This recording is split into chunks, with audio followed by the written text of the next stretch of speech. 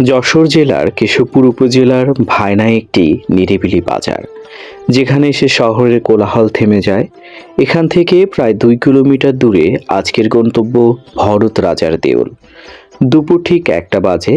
বাজারের মানুষের আনাগোনা থাকলেও যানবাহন নেই বললেই চলে।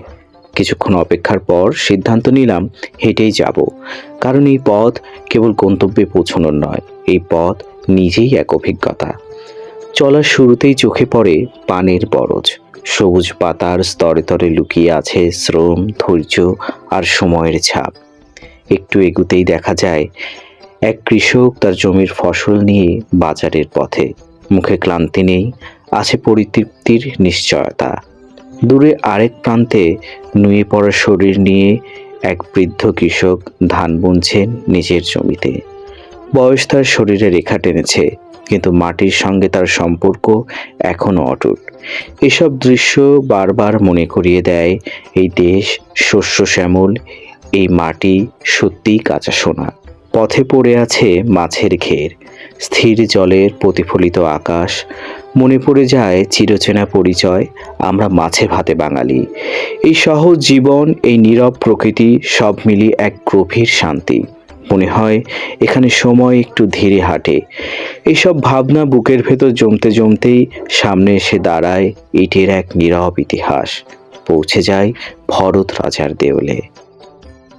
খুলনা যশোর সীমান্তে কেশবপুর উপজেলার ভদ্রা নদীর পশ্চিম তীরে ভরত ভায়না গ্রামে মাথা উঁচু করে দাঁড়িয়ে আছে আনুমানিক 1,500 বছরেরও পুরনো এক পুরাকীর্তি। অনেকটা পাহাড়পুর বৌদ্ধবিহারের আদলে নির্মিত এই স্থাপনাটি স্থানীয়দের কাছে দীর্ঘদিন ধরে পরিচিত ভরত রাজার দেউল নামে। প্রত্নতত্ত্ব গবেষকদের মতে ব্যবহৃত ইট ও প্রাপ্ত পোড়ামাটির নিদর্শন বিশ্লেষণ করে ধারণা করা যায় এটি খ্রিস্টীয় 3য় থেকে 6ষ্ঠ শতকের মধ্যে নির্মিত একটি মন্দির। কেউ কেউ একে আদি ঐতিহাসিক যুগের স্থাপনা হিসেবে চিহ্নিত করেছেন। বাংলাদেশে এই সময়ের স্থাপনা অত্যন্ত বিরল। দক্ষিণবঙ্গের একমাত্র আদি ঐতিহাসিক যুগের নিদর্শন হিসেবে ভরত ভায়না মন্দিরের গুরুত্ব বিশেষভাবে উল্লেখযোগ্য। প্রত্নতত্ত্ব অধিদপ্তরের তথ্য অনুযায়ী 1922 সালে ভারতের প্রত্নতাত্ত্বিক জরিপ বিভাগ প্রথমেই ডিবি সংরক্ষণের উদ্যোগ নেয়। পরের বছর কাশীনাথ দীক্ষিত এখানে জরিপ পরিচালনা করেন এবং মত দেন ডিবির নিচে 5ম শতকের একটি বৌদ্ধ মন্দিরের অস্তিত্ব রয়েছে। তার ধারণা অনুযায়ী এটি হিউয়েন সাং বর্ণিত সমট অঞ্চলের 30টি সংগ্রামের একটি হতে পারে। সে সময় কিছু সীমানা পিলার স্থাপনা করে হলেও পরবর্তীকালে অসাধু লোকের হাতে সেগুলো অনেকটাই নষ্ট হয়ে গেছে। লোককথা অনুযায়ী ভরত নামধারী এক প্রভাবশালী রাজা এই মন্দির নির্মাণ করেছিলেন। আনুমানিক মূল স্থাপনাটি প্রায় 1 একর 29% জমির ওপর বিস্তৃত ছিল। বাংলাদেশ সরকারের প্রত্নতত্ত্ব অধিদপ্তর 1985 সালে প্রথম এখানে খনন কাজ পরিচালনা করে। পরে 1995 থেকে 96 সালে পুনরায় খনন কাজ চালানো হয় এবং 2000 থেকে 2001 সাল পর্যন্ত নিয়মিতভাবে কাজ চলে। যদিও পুরো খনন সম্পূর্ণ হয়নি এখনো, তবে এতে একটি বৃহৎ স্থাপনা ধ্বংসাবশেষ উন্মোচিত হয়েছে। ধারণা করা হয় উপরিকাঠামো সম্পূর্ণভাবে ধ্বংস হয়ে গেছে। বর্তমানে দৃশ্যমান অংশটি মূল ভিত্তি বা উঁচু মঞ্চের অবশেষ।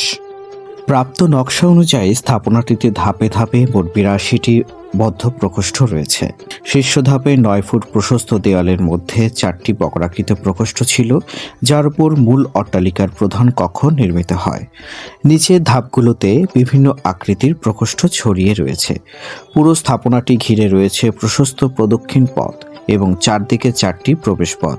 স্থাপত্যগত বিশ্লেষণে পূর্ব দিককে মূল প্রবেশপথ হিসেবে ধরা হয়। এখানে ব্যবহৃত ইটের পরিমাপ 36, 26 এবং 6 সেন্টিমিটার। এই অঞ্চলে অন্য পুরাকীর্তি থেকে এটি বিরল। খননের সময় গুপ্তযুগের পোড়ামাটির মূর্তি, অলঙ্কারিত ইট, প্রদীপ এবং পদচিহ্ন সম্বলিত ইট ও ক্ষুদ্র পাত্র উদ্ধার করা হয়েছে, যা বর্তমানে খুলনা বিভাগীয় জাদুঘরে সংরক্ষিত। যাতায়াতের দিক থেকে ভরত ভায়না সহজেই পৌঁছানো যায়। খুলনা নগরের দৌলতপুর থেকে ডুমুরিয়ার শাহপুর বাজার হয়ে ভদ্রা নদীর সেতু পার হয়ে গ্রামে প্রবেশ করা যায়। কেশবপুর সদর থেকে এর দূরত্ব প্রায় 18 কিলোমিটার দক্ষিণ পশ্চিমে। মেঠো রাস্তা, বাঁশবাগান আর পাখির কলরবের মধ্য দিয়ে হাঁটতে হাঁটতেই চোখে পড়ে দেউলের চূড়া। প্রাঙ্গণে দাঁড়িয়ে আছে এক বিশাল বটগাছ, সময়ের নীরব প্রহরী হয়ে। ভরতরাজের দেউল কোনো ঝলমলে রাজপ্রাসাদ নয়, এটি ইতিহাসের এক নীরব সাক্ষ্য, যেখানে লিখিত দলিলের চেয়ে বেশি কথা বলে ইট, গাঁথুনি আর লোকস্মৃতি। কেউ কেউ একে সেন যুগের শেষ ভাগ বা তার আশেপাশের সময়কার স্থাপনা হিসেবে দেখেন।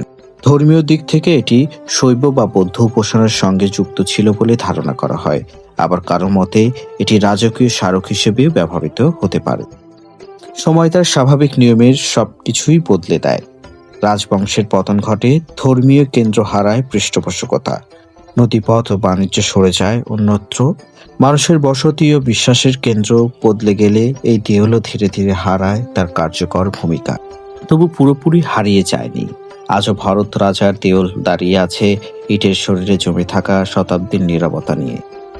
এটি আমাদের প্রশ্ন করে, ইতিহাসকে আমরা কতটা স্মরণ করি আর কতটা অবহেলায় ছেড়ে দেই।